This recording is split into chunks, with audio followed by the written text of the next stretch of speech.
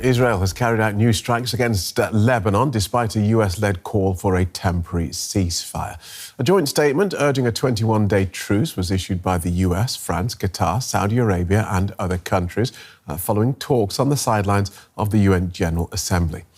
Israeli Prime Minister Benjamin Netanyahu has arrived in New York, where he's due to address this gathering of world leaders on Friday. He says the strikes on Lebanon will not stop until Hezbollah stops its cross-border fire, which has forced tens of thousands to evacuate their homes in northern Israel. The Israeli army has carried out more than 2,000 strikes in Lebanon since the start of the week. But it appears no closer to stopping Hezbollah firing rockets over the border and allowing northern Israel residents to return to towns like this one, that have been almost emptied by near-daily attacks. Now, with tanks heading to the border, it seems Israel is preparing to send in ground forces to try and achieve what air power hasn't. You will go in and destroy the enemy there. This is what will allow us to safely return the residents of the north afterwards. Israeli officials have made clear that their aim is to force Hezbollah back across Lebanon's Litani River, creating the buffer zone that the UN Security Council called for back in 2006 at the end of the last war between Israel and the group. The area is a stronghold of Hezbollah. While the group has been weakened by Israel's killings of senior commanders, it is still thought to have between 40 and 50,000 fighters, as well as an arsenal of 150,000 rockets. Hezbollah is also believed to have built an extensive tunnel network, as seen in its propaganda videos like this one. According to Israeli estimates, it could cover hundreds of kilometers. Experts say Hezbollah will likely prove even more of a challenge than Hamas. Hezbollah forces are far more battle-hardened. They're much more sophisticated in terms of how they operate, more independently, because they operate also like Hamas in a way. But obviously Hamas has never been in this high-intensity combat before. Most of the Hamas forces, Hezbollah has. While the IDF has obviously prepared for years for this war, they do know how costly it's going to be. But the Lebanese people will also be forced to pay the price of any ground invasion. Last week's attacks have already killed hundreds, while tens of thousands more have fled from their homes in southern Lebanon in search of safety. Those who have made it to shelter, like here in Beirut, have little faith in the prospect of a ceasefire. Clearly, Israel is lying. For a whole year, they have been talking about a truce in Gaza. But it has not happened. A truce isn't enough for us to return to our homes because it lasts for a short time, then we'll be displaced again. We want to return to our homes permanently. With Israeli forces conducting exercises close to the Lebanese border on Thursday, those who have left their homes behind can only wait and hope. Heiko Vimin is the International Crisis Group's project director for Iraq, Syria and Lebanon. Welcome to DW.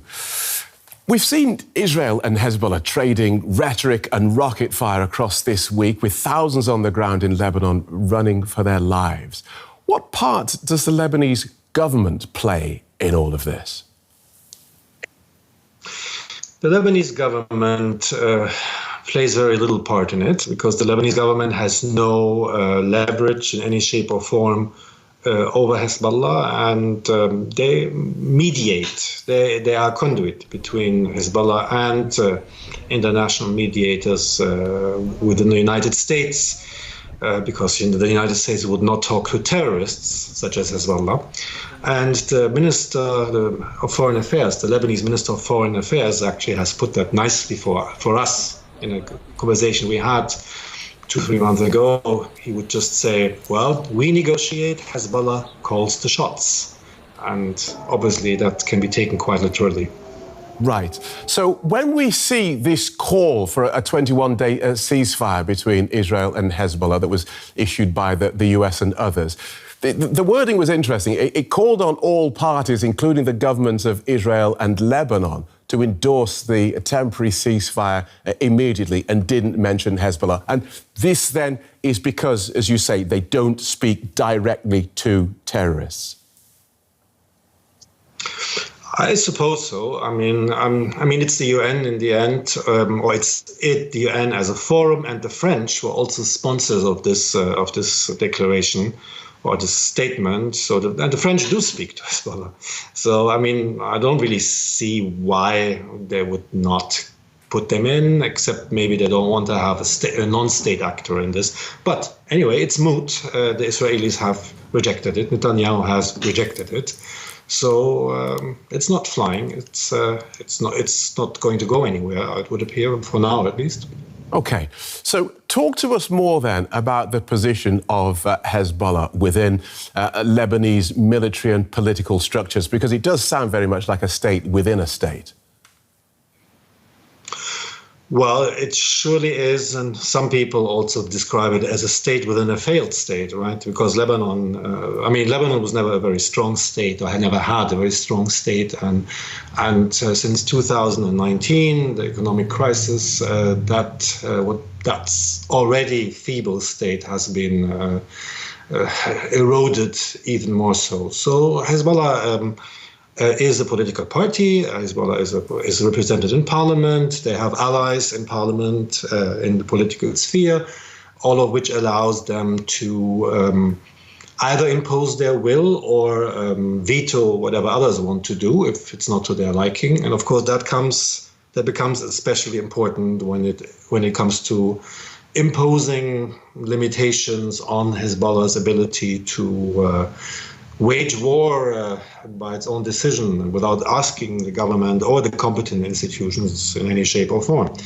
Now, Hezbollah has a very big arsenal of rockets, of course, at least from all we know about the intelligence and reports. They also have 20,000, 30,000 fighters. Nobody knows, of course, again, how many. So the Lebanese state does not have any coercive means. So they cannot tell Hezbollah anything, what to do, what not to do, and they cannot force anything upon them. Hezbollah is a decision upon itself, and they have made very clear in the past that these decisions cannot be challenged on the Lebanese level by nobody. And Lebanon, though, does have an army, but from what you've said, it sounds like the idea of trying to impose a decision on Hezbollah by the Lebanese government is unthinkable. Yeah, no, it's inconceivable. And we have seen that in the past, various confrontations that occurred, specifically one in 2008. There was one where a Lebanese government actually tried to impose something on Hezbollah. It was a rather timid attempt. And then when Hezbollah decided to take the gloves off and respond with violence to that timid attempt, that government had no means to do anything about it. The army stood by, the security forces stood by. It's generally expected that if you were to send the army or any other security force against Hezbollah, that then the army would split. And you would basically immediately descend into a full-fledged civil war. And nobody has tried that. Nobody is likely to try that. And it's certainly not going to, it won't do any good. That's for sure. And is Hezbollah popular? It's a political and social entity as well. Do people back it? So Lebanon is a very much divided society, and the divisions are mostly sectarian. They're also political, so they're sometimes cut across the sectarian divides. And there's a very significant part of the Lebanese who are opposed, strongly opposed to what Hezbollah is doing. But even in elections, even through the formal democratic process, they were never able to assemble a majority big enough to really do something about Hezbollah. Leave alone the question then if they would try to do that, what then the response, the militant and violent response would look like. Hezbollah has supporters, mostly, I mean, the movement is, of course, based in the Shiite community. They have pretty much achieved a monopoly in the representation of that community. They are ideologically very dominant within it, and there is dissent. There surely is dissent.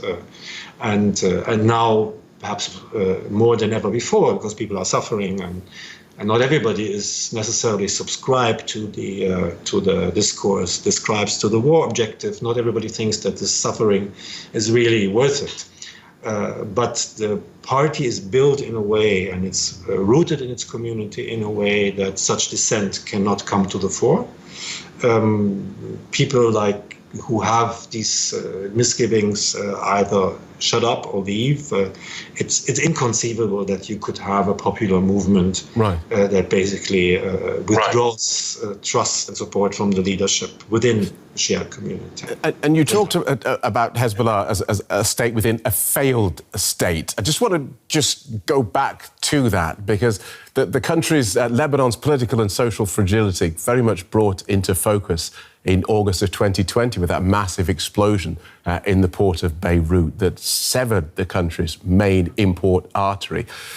It was suffering then. How much had it recovered before all this happened? There is no real recovery because the political leadership of this country and also the economic players, and those are overlapping to a large extent. To some extent, they're the same. These leaders have, since 2019, since even a year before that explosion, have consistently resisted any substantial reforms, all what has been proposed. The IMF stands ready to help Lebanon. Give $3 billion, and then others would come in. And in 2019, there were pledges up to $13 billion from countries who would support Lebanon. But there's conditionality, and countries do not want to see this money go down the drain, fund the corruption and mismanagement that has produced the crisis in the first place. So that would require substantial reform within the Lebanese political system, governance, and all of that. And the parties involved have no interest in that. It would destroy their political model, really. Right. The political model is built on nepotism, on clientelism. If you have a choice between political suicide by accepting these reforms and continued bankruptcy of the country while you are able to preserve your position, then you choose the second. Thank you so much for guiding us through that, Heiko. Heiko Wimmin from the International Crisis Group. Thank you. Thank you very much. Let's bring in journalist Karim El-Gawari in Beirut. Welcome back, Karim. Let's start, if we can, with Hezbollah's view of this proposed temporary ceasefire. Well, until now, there is no official answer from Hezbollah to this proposal. But as it was already rejected from the Israeli side, I think the whole thing right now is off the table. But I think it's safe to say that Hezbollah would have probably also rejected it, because Hezbollah is, of course, legitimizing its attacks on North Israel with saying that we want to build up pressure so the Israeli offensive in the Gaza Strip is going to end. So if they would now agree to an end of the war here in Lebanon while the war in Gaza still continues, that would be some kind of capitulation in the view of Hezbollah. Now, in this proposal, there is, of course, the idea of 21 days of a ceasefire. In that time, there should be work on a ceasefire in the Gaza Strip. But I think that's too vague for Hezbollah. They have a clear link. They say an end of the war in Lebanon can only happen if there's an end of the war in the Gaza Strip. Right. So last night we heard from the Israel Defense Forces, the Chief of General Staff, telling troops to prepare for a possible ground invasion into Lebanon. What is happening on the military front in the south at the moment? Well, today, again, relentless bombing in the south, especially in the southern part of the country. We have also an airstrike against another Hezbollah commander in Beirut, the one who was responsible for the drone unit. It means, a very important person. So the question everyone is asking here, what is happening now with the Israeli ground assault, with an Israeli offensive into Lebanon? Of course, not only Israel is preparing for this since many, many years. Also, Hezbollah is preparing at least since 2006, since the end of the last confrontation between both sides, for another possible Israeli assault into Lebanon. The big question is really about knowledge here at this moment, because we see that Israel infiltrated Hezbollah. We can see this because they know the locations of various Hezbollah commanders, the last one today. The question is, how much do they know about the preparation of Hezbollah in case the Israeli army comes in? That might be really decisive for how this Israeli ground assault is going to go, if it happens at all. And if it happened, the Israeli goal would be to achieve what? Yeah, that's exactly the big question. Because, if the idea is, as last time, 2006, to destroy Hezbollah, I think that's a very unrealistic goal. We can see last time this happened, Hezbollah stood their ground in the south, and then at the end, since that, they're sitting in every government in Beirut.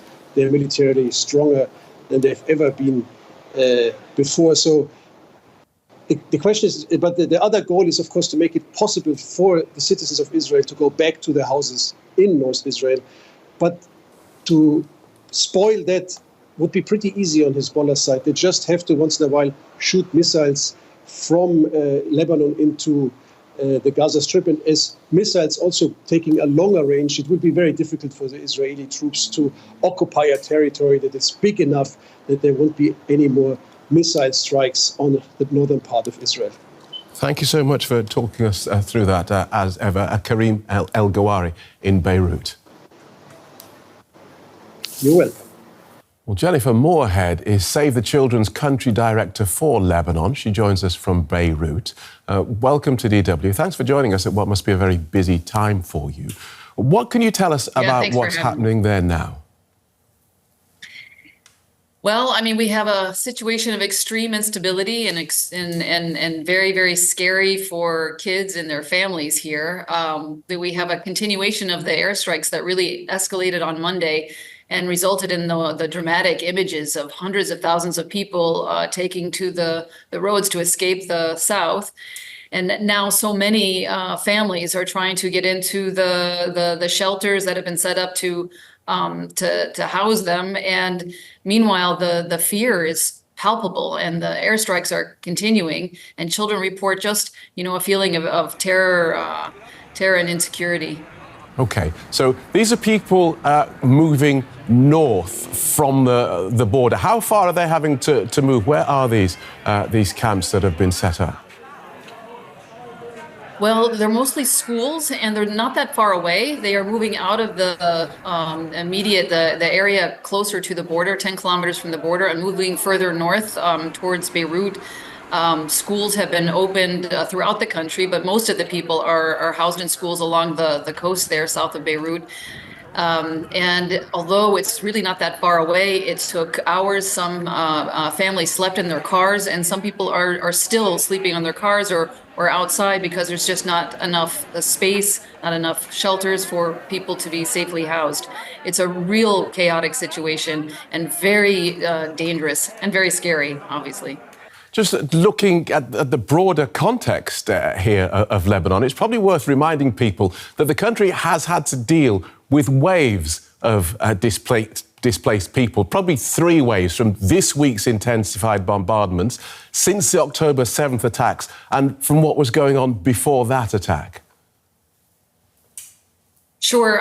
This country has gone through multiple crises and multiple waves of displacement. Of course, the Palestinian refugee question is a quite old one here. And since the Syrian civil war, there was a significant influx of Syrian refugees. Lebanon hosts the largest number of refugees per capita than any other country in the world. And on top of that, there has been a series of crises in the last 5 years with the Beirut port explosion and the economic collapse and the governance fragility. And the country has really just passed through such a complex and complicated and terrible time until the war then escalated in October, further displacing people along the border, and then escalating, of course, this week with a major increase in hostilities on Monday. And this has affected every aspect of a child's life, and for us in particular, the lack of access, the interruption to the educational school year is again a feature of this year of a kid's life. This is the 5th year of extremely interrupted education for kids, and it will take decades for Lebanon and the kids here to recover from that. Okay, thank you for talking us through that so clearly. Jennifer Moorhead, Country Director for Lebanon at Save the Children. Now, let me take you back to our top story about developments in Lebanon. Johan Wadefull is a defence policy expert and deputy head of the opposition CDU-CSU parliamentary group in Germany's parliament, the Bundestag. Welcome to DW, Mr. Wadefull. What level of alert is Germany on at the moment, given events in Israel and Lebanon? Of course, on a high alert, with 2 reasons. The first one is Germany is a core partner for Israel. You know, the existence and the security of Israel is part of our state reason. That is what Chancellor Merkel said in the Knesset in 2008. And the second reason is, of course, that a lot of refugees from this region, especially from Syria and Iraq, who now live in Lebanon, in the last 10 years came to Germany. And if this conflict goes on, we can expect that more refugees will leave Lebanon and go to Europe. And of course, the last aim of their way will be Germany. So we are really interested to calm down this conflict, and we call on all sides to be open for a ceasefire, for a temporary ceasefire. Indeed, and Germany was one of the signatories of this American-led call for a 21-day ceasefire. I suppose the question is, given Israel's insistence on doing things its own way, is there any part in the US or indeed Germany calling for a ceasefire when you know full well that the call will be ignored? No, let me firstly please say that Israel has every right to defend itself, and especially if I focus to the situation in the north. What Hezbollah is doing is against the resolution of the United Nations 1701. Hezbollah has to withdraw from the border and to go back after the Litani River, which they do not do currently. So the conditions that you've just laid out there... Fine, Israel has a right to defend itself. The conditions that you laid out there, as far as that's fine. Let's go back to my question, which was, why call for a ceasefire? Why go to all that effort when you know that your call will be ignored? I hope that arguments will be heard, especially if they come from very close friends like Germany and like the United States. And Israel should understand that we are supporting Israel with all political means we do have. But Israel should know that they will not be able to militarily solve all these conflicts. We are already in 2 wars. The war in Gaza hasn't ended, and the next one against Hezbollah is to begin. And Israel should know that these conflicts have to be solved politically in negotiations. And for that very reason, the next step against war would close the door for negotiations. So we call on the Israeli government to stop at that very moment now and to be open for negotiations with Hezbollah. Of course, we also need pressure on Hezbollah. We ask Qatar and other countries in the Gulf region, Arabic countries, to put more pressure on Hezbollah. We need more pressure on the Iranian regime. Of course, that is also part of what has to be done. But in this very situation, it would really be a bad development if the Israeli government would decide to begin a ground invasion in these hours. Thank you so much for joining us. Member of the German Parliament, defence policy expert Johann Wadefuhl. Welcome.